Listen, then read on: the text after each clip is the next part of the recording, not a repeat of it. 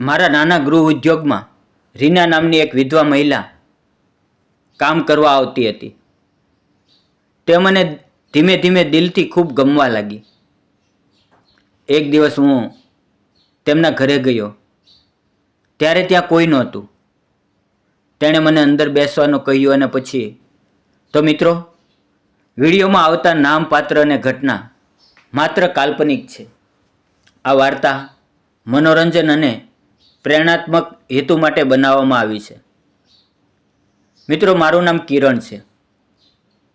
હું એક નાના શહેરમાં ઘરે જ ચાલતા ગૃહ ઉદ્યોગમાં પાપડ અને અથાણું બનાવીને વેચું છું. મારું જીવન બહુ સાદું અને રોજિંદું હતું, પરંતુ અંદરથી હું ઘણો ખાલી અને એકલતા અનુભવતો હતો. કારણ કે મારી પત્ની પૂંજા થોડા વર્ષ પહેલાં એક લાંબી બીમારીને કારણે આ દુનિયામાંથી ચાલી ગઈ હતી. તેના વગર ઘરમાં એક અજીબ ખામોશી હતી. તેની તસવીરો, તેના વપરાયેલા વાસણો, તેની પસંદની મસાલાની ડબ્બીઓ, બધું જ તેની યાદ અપાવતું હતું. મિત્રો, મારે રોજ સવારે ઉઠીને પાપડ સૂકવવા મૂકવા, અથાણું તૈયાર કરવું, પછી ગ્રાહકોને ડિલિવરી આપવી અને સાંજે ઘરે પાછા આવીને એકલા ભોજન કરવું. આજ મારું રોજિંદું જીવન બની ગયું હતું. રાત્રે જ્યારે બધું શાંત થઈ જતું ત્યારે મનમાં એક જ વિચાર આવતો: આખું જીવન આ રીતે એકલું જ વિતાવવું પડશે? શું ક્યારે ફરીથી કોઈ મારા જીવનમાં આવીને તેને સંપૂર્ણ કરશે? પરંતુ એક દિવસ મારા ગૃહ ઉદ્યોગમાં એક નવી મહિલા કામ કરવા આવી. તેનું નામ હતું રીના. તે ખૂબ જ શાંત, મહેનતુ અને કામમાં નિપુણ હતી. તે અથાણું બનાવવામાં અને પાપડને સરસ રીતે પેક કરવામાં ખૂબ જ ઝડપી હતી. તેના કામની રીત જોઈને લાગતું કે તેને આ કામમાંથી જ આનંદ મળે છે. પહેલી વખત જ્યારે મેં તેને જોઈ તો લાગ્યું કે તેના ચહેરા પર કોઈ દુઃખ છુપાયેલું છે. તેની આંખોમાં ઉદાસી હતી, પણ તેમાંથી જીવન પ્રત્યેની હિંમત અને મહેનતની ઝલક પણ દેખાતી હતી. પછી ધીમે ધીમે અમારી વાતચીત શરૂ થઈ. કામ કરતાં કરતાં, ક્યારેક ચા પીતા પીતા ગ્રાહકોની પસંદગી વિશે વાતો થતી, ક્યારેક નવા મસાલાના મિક્સ વિશે ચર્ચા કરતા. એક દિવસ તેણે મને કહ્યું કે તેને ઘરે બેઠા બેઠા આવું કામ કરવામાં ખૂબ જ સુકૂન મળે છે, કારણ કે તેની પોતાની એક નાની દીકરી છે જે તેના જીવનનો આધાર છે. આ નાની નાની વાતોએ અમારી ઓળખાણને ગાઢ બનાવી. પણ અચાનક 2 દિવસ તે કામ પર ન આવી. મને ચિંતા થઈ.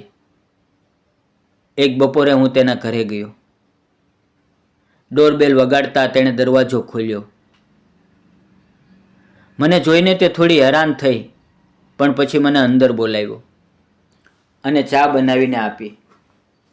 મેં પૂછ્યું, 2 દિવસથી તમે કામ પર નથી આવ્યા, બધું ઠીક છે ને? તેણે ધીમેથી કહ્યું, મારી દીકરી મીરાની તબિયત ખરાબ હતી, તેથી ઘરે જ હતી. વાત વાતમાં મેં તેને તેના પરિવાર વિશે પૂછ્યું. તેણે આંખો નીચી કરીને કહ્યું, મારા પતિનું 5 વર્ષ પહેલાં એક અકસ્માતમાં અવસાન થયું. હું વિધવા છું. મારી માત્ર એક દીકરી છે, મીરા, માત્ર 8 વર્ષની. તેના માટે જ હું ગૃહ ઉદ્યોગમાં કામ કરું છું અને થોડું કમાઈને તેને સારું ભવિષ્ય આપવા મથું છું. એ વખતે મારા હૃદયમાં કંઈક હલચલ થઈ. મને સમજાયું કે તેનું દુઃખ મારા જેવું જ છે. મેં પણ મારી પત્નીને ગુમાવી હતી. મેં તેને મારી વાત કરી, પૂંજાની બીમારી, તેના વગરની એકલતા, રાત્રે ઊંઘ ન આવી. અમે બંને ઘણીવાર ચૂપ થઈ ગયા, પણ એ ચૂપકીમાં જ એકબીજાના દર્દને સમજવાની શક્તિ મળી. મેં મનમાં નક્કી કર્યું કે તેને ક્યારેય એકલતાનો અહેસાસ થવા નહીં દો. ધીમે ધીમે મારી લાગણીઓ પ્રેમમાં બદલાઈ. હું અવારનવાર તેના ઘરે જતો, મીરા સાથે રમતો, તેને વાર્તાઓ કહેતો, તેની સાથે રંગબેરંગી પાપડના આકાર બનાવતો, તેને તાજા અથાણાનો સ્વાદ ચખાડતો.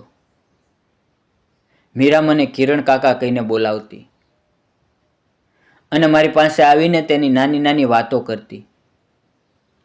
એક દિવસ તેણે મને કહ્યું, અંકલ, તમે આવો ત્યારે ઘરમાં ખુશ્બુ આવે છે. તેના એ શબ્દોએ મારું હૃદય ભરાઈ ગયું. મને લાગવા લાગ્યું કે મારા જીવનની ખાલી જગ્યા ધીમે ધીમે ભરાઈ રહી છે. છેવટે એક સાંજે મેં રીનાને સીધું કહી દીધું, રીના, હું તને પ્રેમ કરું છું. તું વિધવા છે એ મારા માટે કોઈ અવરોધ નથી. મને તારી મહેનત, તારી મમતા અને તારી જીવન પ્રત્યેનો લગાવ ખૂબ ગમે છે. હું તને અને મીરાને મારા જીવનનો અભિન્ન ભાગ બનાવવા માંગુ છું. અમને એક સુખી પરિવાર બનાવવા માંગુ છું. મારા શબ્દો સાંભળી તેની આંખો છલકાઈ ગઈ.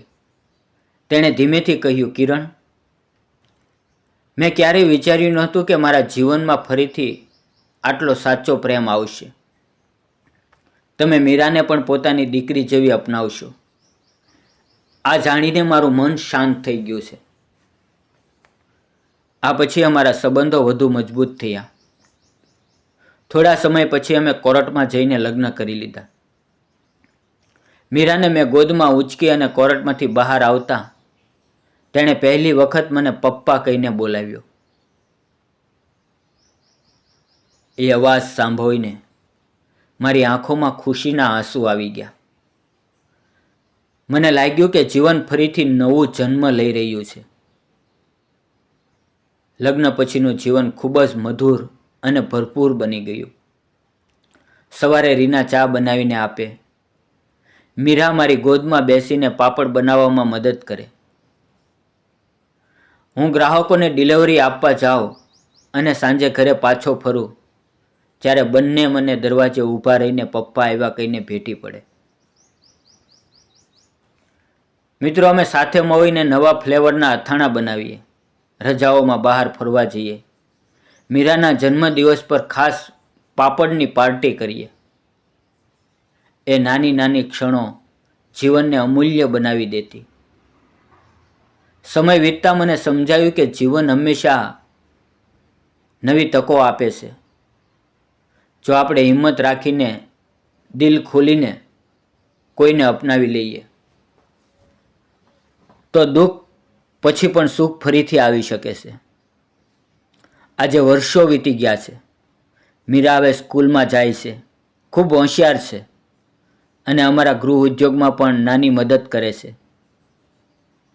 રીના મારી જીવનસાથી તો છે જ, પણ મારી સૌથી વફાદાર મિત્ર અને સાથી પણ છે.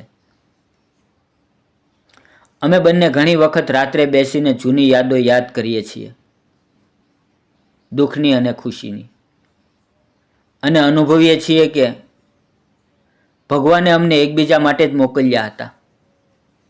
મિત્રો, મને સમજાયું કે સાચો પ્રેમ ક્યારેય સમાજના નિયમો, ભૂતકાળ કે પરિસ્થિતિ પર નિર્ભર નથી. એ તો ફક્ત દિલની ઊંડાઈમાંથી ઉદ્ભવે છે. જો દિલથી પ્રેમ સાચો હોય તો તે જીવનને નવી આશા, નવો અર્થ અને નવી દિશા આપી શકે છે. આ ફક્ત મારી વાર્તા નથી. આ ઘણા લોકોની વાસ્તવિકતા છે જેમણે પોતાના પ્રિયજનોને ગુમાવ્યા છે પણ ફરીથી પ્રેમની તક મળી છે. એકલા રહેવું એ જીવનનો અંત નથી. સાચો સાથ, સાચો પ્રેમ અને થોડી હિંમત જીવનને ફરીથી જીવવા માટે પ્રેરણા આપી શકે છે. મિત્રો, જો તમને આ વાર્તા ગમી હોય તો એક નાની કોમેન્ટ જરૂર કરજો.